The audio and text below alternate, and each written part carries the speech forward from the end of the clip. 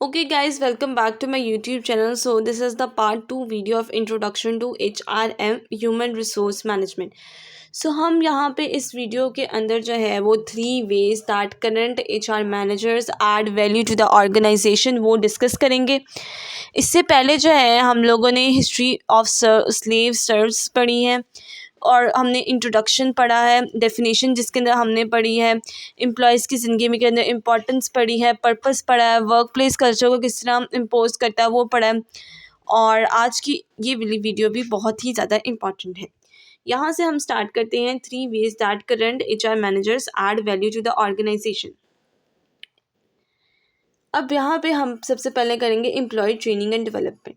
सबसे पहले जो है ना, जो एम्प्लॉय ट्रेनिंग जो डेवलपमेंट है वो एक लॉन्ग और लाइफ लॉन्ग प्रोसेस है। HR invests significantly in training to equip staff with new processes and skills, fostering continuous growth throughout their employment. Training is no longer a one-time event but a ongoing process integrated into the employee's life. इसके अंदर जो है ना, ये बहुत ही ज़्यादा simple है कि जो ट्रेनिंग है ये रिपीटेड प्रोसेस है। ये एक ही प्रोसेस, ये जो इंसान है वो हर जगह जो है वो इंफॉर्मेशन हासिल करता है और सीखता है, आगे बढ़ता है। सो आप यहाँ पे ये लिख सकते हैं कि success is the sum of small efforts repeated day in and day out. इसके बाद आ जाता है हमारे पास competitive analysis and benchmarking. इसके अंदर जिस तरह जो कंपनीज़ हैं वो मार्केट के अंदर एक कंपटीशन जो है उनका रन हो रहा होता है, उसी तरह HRM का होता है कि इन्होंने टैलेंट कंपटीशन असेस करना होता है, सर्च आउट करना होता है। अब यहाँ पे ये है कि to win in the marketplace you must first win in the workplace, कि आपने जो है बाहर जीतने से पहले आपको अपने घर के अंदर जो है वो कैपेबल बनना पड़ेगा, जीतना पड़ेगा। इसके बाद हमारे पास आ जाते हैं इंक्रीजिंग एम्प्लॉयज़ इंगेजमेंट, कि जो HR है, अच्छा गाइस, जो हमने डिस्कस किया एम्प्लॉय ट्रेनिंग एंड डेवलपमेंट, इसके अंदर जो है हम वो डेवलपमेंट एम्प्लॉय स्किल भी आप यहाँ ये वाले पॉइंट पे ऐड कर सकते हैं। जो ट्यूशन रीइंबर्समेंट प्रोग्राम था, ऑन द जॉब ट्रेनिंग थी, mentorship within an organization थी, और कैरियर डेवलपमेंट मतलब ओरिएंटेशन के लिए जो है ना, जो मैंने फर्स्ट लेक्चर में डिस्कस किया, आप एम्प्लॉय ट्रेनिंग एंड डेवलपमेंट के अंदर भी इंक्लूड कर सकते हैं। इसके बाद हम लोग पढ़े इंक्रीजिंग एम्प्लॉयज़ इंगेजमेंट, कि हम एम्प्लॉयज़ की इंगेजमेंट को किस तरह इंक्रीज़ कर सकते हैं। सो HRM का जो मेन ऑब्जेक्टिव होता है वो एक ऐसा स्ट्रेटजी डेवलप करता है ताकि जो हमारे पास एम्प्लॉयज़ है वो इंगेज रह सके। इसके लिए वो क्या करता है कि एम्प्लॉय HRM मैनेजर और जो बॉस है उसके साथ एक गुड और हेल्थी रिलेशनशिप डेवलप होता है, और जो है ना कंपनी की विज़न, मिशन और गोल वो एम्प्लॉय को बताए जाते हैं, और कोशिश की जाती है कि जो कंपनी की है मिशन, विज़न और गोल, वो एम्प्लॉय के मिशन, विज़न और गोल से को आइडेंटिफाई करे, ठीक है, वो उसके सेम हो, ठीक है, उससे रिलेटेड हो। इसके बाद जो है ना हम ये देखते हैं कि जो HRM है उसको जो है वो किस तरह एम्प्लॉयज़ की इंगेजमेंट कर सकता है। वो जो है वो कॉन्टिन्यूस एफर्ट के ज़रिए, वर्बल कम्युनिकेशन के ज़रिए, रिटन कम्युनिकेशन के ज़रिए, फीडबैक लेने के ज़रिए से एम्प्लॉय इंगेजमेंट हो सकती है। इसके बाद इम्पॉर्टेंस आ जाती है। तो इम्पॉर्टेंस में सबसे पहले होता है कि HRM अट्रैक्ट करता है और रिटेन करता है टैलेंट को। अब यहाँ पे अट्रैक्ट करने का क्या मकसद होता है? HRM ऐसी स्ट्रेटजीज़ बनाता है, ऐसे क्राइटेरियाज़ बनाता है जो कि मोर स्किलफुल जो इंडिविजुअल्स हैं उनको अट्रैक्ट करें। अब यहाँ पे जो है ना HRM जो है वो ऐसे टूल्स और रिसोर्सेज प्रोवाइड करता है जो कि टीम को फ्लरिश करती हैं, उनको अपग्रेड करती हैं। फिर ड्राइविंग स्ट्रेटेजिक प्लानिंग, अब हम पहली वाली वीडियो में डिस्कस कर चुके हैं, अगर किसी ने नहीं देखी तो वो पहली वाली वीडियो जाके देखें। मोस्ट ऑफ द पॉइंट्स जो हैं वो रिपीट ही हो रहे हैं, कि जो हमारे पास HRM पर्सोनल पॉलिसीज़ और प्रोसीजर्स और स्ट्रेटजीज़ बनाता है जो कि कंपनी के लिए फ़ायदेमंद होती है और प्रोएक्टिवली इंगेज करती है इंडिविजुअल्स को, एम्प्लॉयज़ को, बॉस के साथ। फिर आती है हमारे पास फॉस्टरिंग ऑर्गेनाइजेशन कल्चर। अब हमने कल्चर की इम्पोर्टेंस पहले ही पढ़ चुके हैं कि कल्चर किस कदर इम्पॉर्टेंट है HRM के अंदर और एम्प्लॉयज़ के लिए, उनको रिटेन करने के लिए। कल्चर सफोकेटिंग नहीं होना चाहिए, कल्चर जो है वो रिलीफ प्रोवाइड करना चाहिए जो एम्प्लॉयज़ को। फिर आता है क्रिएटिंग अ प्रोडक्टिव इन्वायरमेंट। अब प्रोडक्टिव इन्वायरमेंट और कल्चर जो है ये टू डिफरेंट पॉइंट है, लेकिन जो बच्चे हैं इसको मिक्सअप कर देते हैं। इन्वायरमेंट का मतलब होता है you have to provide protection mentally, socially, emotionally and physical. अब कल्चर जो है वो डिफरेंट होता है, वो रूल्स और नॉर्म्स कंसिडर होता है। इन्वायरमेंट के अंदर आपने जो है ना वो क्लियर जॉब एक्सपेक्टेशन होनी चाहिए, परफॉर्मेंस मैनेजमेंट होना चाहिए, फिर जो है ना वो रेगुलर फीडबैक भी होना चाहिए। ये होता है इन्वायरमेंट में चीज़ें इंक्लूड होती है। अब ये बहुत ही ज़्यादा गाइस इंपॉर्टेंट टॉपिक है, so you have to on all your senses and just focus on it. यहाँ पे आता है हमारे पास द 7 HR बेसिक्स। अब ये आपने लिखना है पॉइंट बाय पॉइंट, क्योंकि ये जो है हिरार्की आप आगे पीछे नहीं लिख सकते। सबसे पहले आता है रिक्रूटमेंट एंड सिलेक्शन, फिर उसके बाद आता है परफॉर्मेंस मैनेजमेंट, फिर लर्निंग एंड डेवलपमेंट आ जाता है, फिर सक्सेशन प्लानिंग आ जाता है, कंपनसेशन एंड बेनिफिट आ जाता है, ह्यूमन रिसोर्स इंफॉर्मेशन सिस्टम आ जाता है, HRIS भी जिसको कहते हैं, HR डाटा एंड एनालिटिक्स आ जाता है।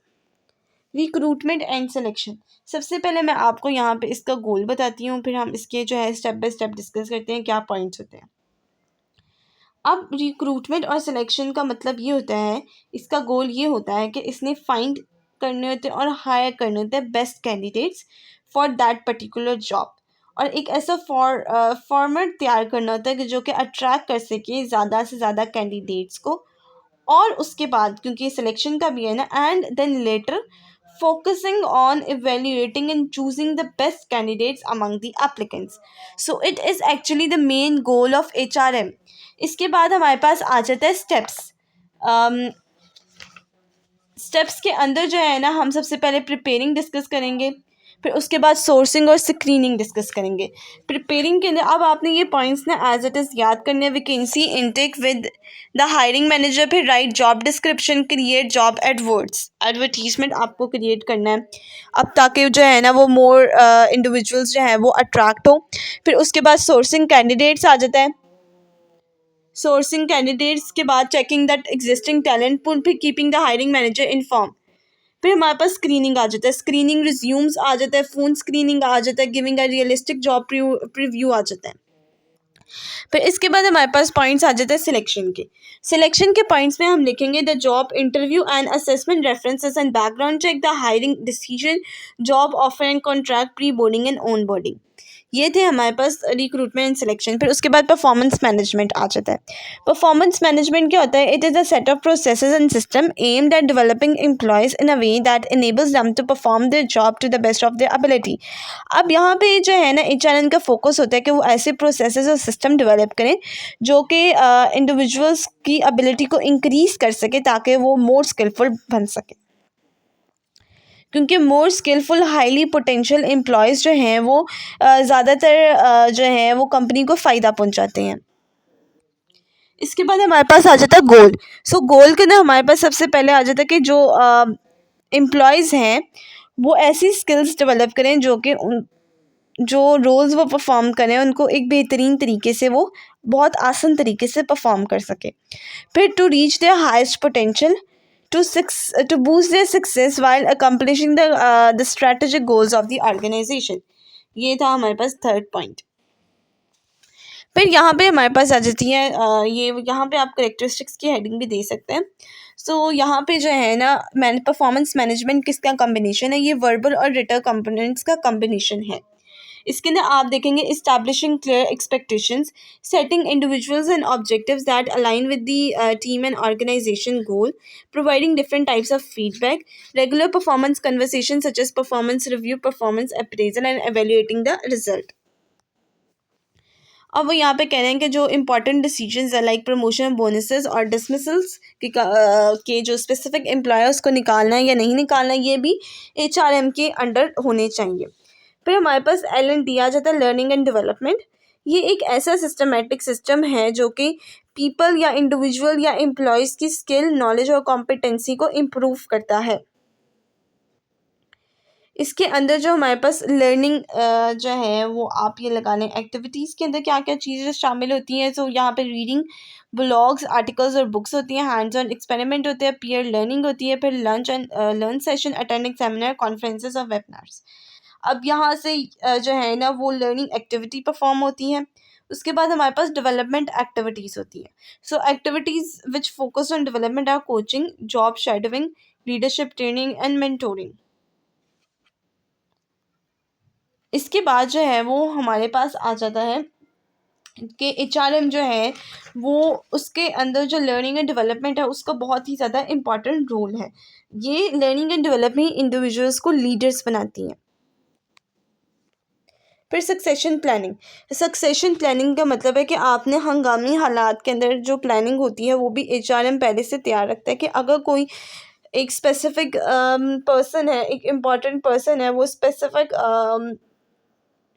और जो इम्पोर्टेंट सीट से रिज़ाइन दे रहा है तो उसके बदले में कंपनी को लॉस ना हो, वो ऑलरेडी मोर स्किल्ड जो है वो within an organization employ तैयार रखे, इसलिए लर्निंग एंड डेवलपमेंट कर रहे थे ताकि वो सक्सेशन प्लानिंग जो है ना एम्प्लॉयज़, साथ साथ सक्सेशन प्लानिंग के लिए भी जो है वो इम्पॉर्टेंट रोल अदा करती हैं हमारे पास HRM। It is about proactively identifying top performance and potential leaders and getting them ready to fill senior position as soon as someone leaves. जैसे ये लिखा हुआ है यहाँ पे। अब यहाँ पे जो है ना वो इम्पॉर्टेंट क्यों है सक्सेशन प्लानिंग, ताकि जो कंपनी है वो कॉन्टीन्यूटी को मेंटेन कर सके और जो है वो सर्वाइवल ऑफ कंपनी के लिए भी सक्सेशन प्लानिंग ज़रूरी होती है। अब यहाँ पे हमारे पास आ जाते हैं सक्सेशन प्लानिंग का स्ट्रक्चर। सबसे पहले क्रिटिकल रोल्स ओनली, की टैलेंट और कॉन्टीन्यूटी। क्रिटिकल रोल्स ओनली का मतलब होता है कि हमने सिर्फ और सिर्फ जो हमारे पास हायर पोजीशन है उस पर फोकस करना है। की टैलेंट का मतलब ये है कि हमने जो है की टैलेंट को सर्च आउट करके सिर्फ उन्हीं लोगों को आगे लेके आना है जो कि काबिल हों। फिर कॉन्टीन्यूटी, अब ये जो है ना प्लानिंग का स्ट्रक्चर इसलिए इम्पॉर्टेंट है क्योंकि ये ऑर्गेनाइजेशन और या स्पेसिफिक जो हमारे पास इंडस्ट्री है उसकी कॉन्टीन्यूटी के लिए इम्पॉर्टेंट है। फिर इसके बाद आ जाता है compensation and benefits. Compensation and benefits का मतलब है कि हम जो है वो एक इंडिविजुअल को उसके काम करने के एवज उसको कोई इनाम दे रहे हैं और फ़ायदा दे रहे हैं। इसके अंदर जो सबसे पहले पर्पस आ जाता है कि ये है कि हम जो है वो अट्रैक्ट कर सकें। क्यों एक ऑर्गेनाइजेशन जो है वो कंपनसेशन या बेनिफिट स्ट्रक्चर बनाती है ताकि वो एम्प्लॉयज़ को अट्रैक्ट कर सके, उनको मोटिवेट कर सके और एट लास्ट उनको रिटेन कर सके। इसके अंदर फैक्टर्स हैं, सैलरी आ जाता है जिसके अंदर सबसे पहले, फिर बोनसेस आ जाता है, इंश्योरेंस आ जाता है, रिटायरमेंट कंट्रीब्यूशन आ जाता है, चाइल्ड केयर बेनिफिट्स आ जाता है, फ्लेक्सिबल वर्किंग ऑप्शंस आ जाता है और एक्सेट्रा। और भी बहुत सारी चीज़ें होती हैं जैसे मेटर्निटी जो है वो हमारे पास लीव्स आती हैं, ये भी सारा कंपनसेशन एंड बेनिफिट के अंदर ही जाता है। अब यहाँ पे टू मेन रीजंस आ जाती है। सबसे पहले ये कि आपने सॉलिड और अट्रैक्टिव स्ट्रक्चर बनाना है ताकि बेस्ट टैलेंट आपकी तरफ अट्रैक्ट हो, और दूसरा उन्होंने ये कहा है कि कंपनसेशन और बेनिफिट और रिलेटेड टैक्सेस जो है वो कंपनी का 70% कॉस्ट होती है। सो यहाँ पे हमने बैलेंस मेंटेन, HRM का काम होता है कि वो ऑर्गेनाइजेशन बजट और जो प्रॉफिट मार्जिन है उसके दरमियान बैलेंस क्रिएट कर सके। फिर गाइज इसके बाद जो है हमारे पास फाइनल पॉइंट आ जाता है कि कंपनसेशन और बेनिफिट जो है वो एम्प्लॉय सेटिस्फेक्शन को प्रमोट करती है, और कंपनसेशन और बेनिफिट जो डिपेंड करता है एम्प्लॉयज़ की स्किल के ऊपर। अब human resource information system is the combination of actually all the above points which we have already discuss. यहाँ पे जो है एक ऐसा सिस्टम बनना होता है जो कि ये ऊपर वाले तमाम पॉइंट्स को मॉनिटर कर रहा होता है। अब यहाँ पे आ जाता है, अब सबसे पहले हमने रिक्रूटमेंट और सिलेक्शन पढ़ा। अब यहाँ पे आपने हेडिंग देनी है एप्लीकेंट ट्रैकिंग सिस्टम, कि HR प्रोफेशनल्स जो होते हैं वो एप्लीकेंट ट्रैकिंग सिस्टम यूज़ करते हैं ताकि वो ऑर्गेनाइजेशन के अंदर रिक्रूट और सिलेक्ट कर सकें एम्प्लॉयज़ को। उसके बाद हमने परफॉर्मेंस मैनेजमेंट पढ़ा।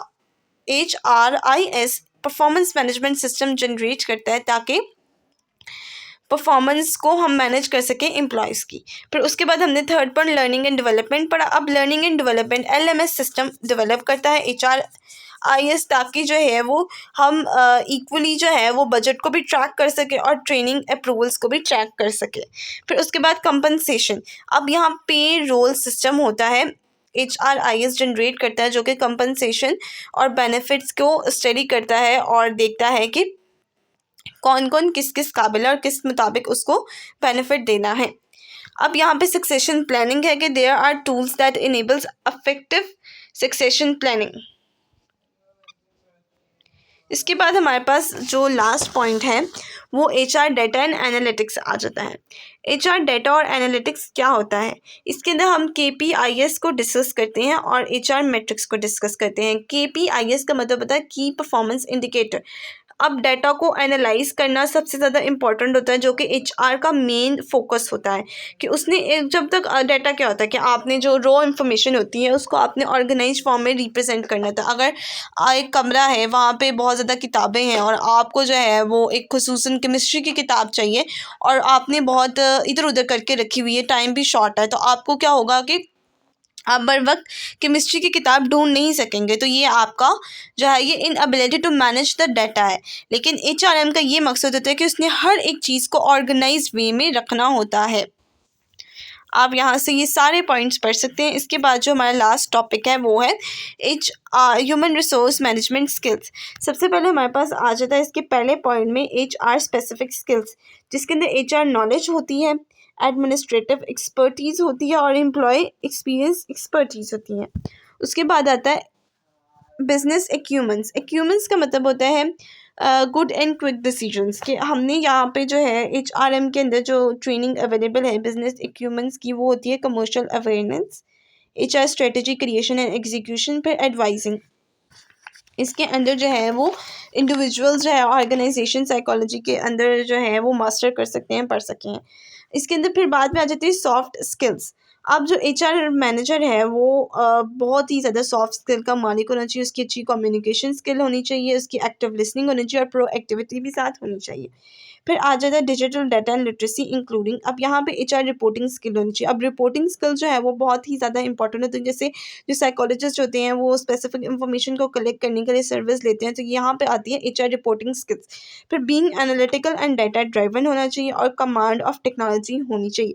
अब ये थे हमारे पास जो स्पेसिफिक टॉपिक्स और specific points which are actually important and जिसके अंदर जो है वो HR इन स्किल्स के बगैर इनकम्प्लीट है।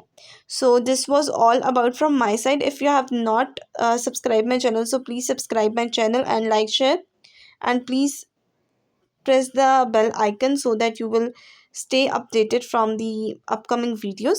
इसके बाद जो है ना हम अपनी नेक्स्ट वीडियो में EEO इक्वल एम्प्लॉयमेंट अपॉर्चुनिटी वो डिस्कस करेंगे, उसके स्पेसिफिक पॉइंट्स और एम्प्लॉयज़ राइट के बारे में भी हम डिस्कस करेंगे। So stay tuned with my YouTube channel. Thank you for watching this video.